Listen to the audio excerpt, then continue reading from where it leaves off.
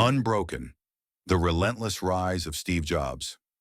Every generation gets a spark that refuses to dim, no matter how hard the winds of failure blow.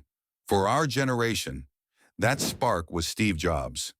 Steve Jobs wasn't born into privilege. He was born into uncertainty, adopted by a mechanic and a bookkeeper. No Ivy League, no silver spoon, just grit and curiosity. Even as a kid, he didn't follow rules. He bent them, broke them, rewrote them. He dropped out of college, but never stopped learning. Slept on floors, traded Coke bottles for change, ate at Hare Krishna temples. But he was listening, watching, preparing.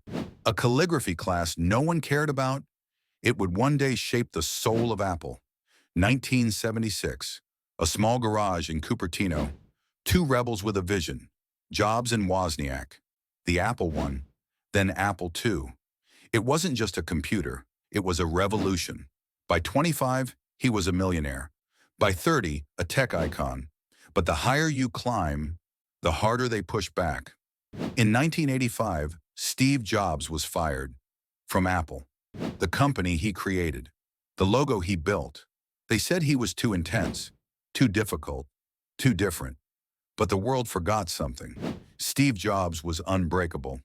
He launched Next, building computers 10 years ahead of their time. Then he bought a struggling animation studio, Pixar. Everyone laughed, until Toy Story hit theaters and made history.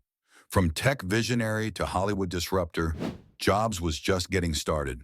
Apple was sinking, outdated, directionless. So they called him back.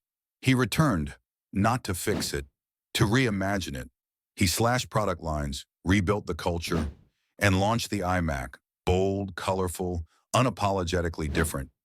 Think different wasn't just a slogan, it was a warning shot.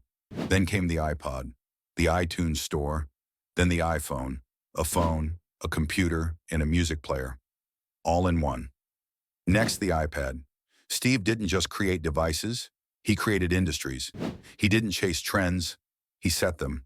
And he never compromised. He was intense, demanding, brilliant. He turned vision into impact. In 2003, he was diagnosed with cancer. He kept going.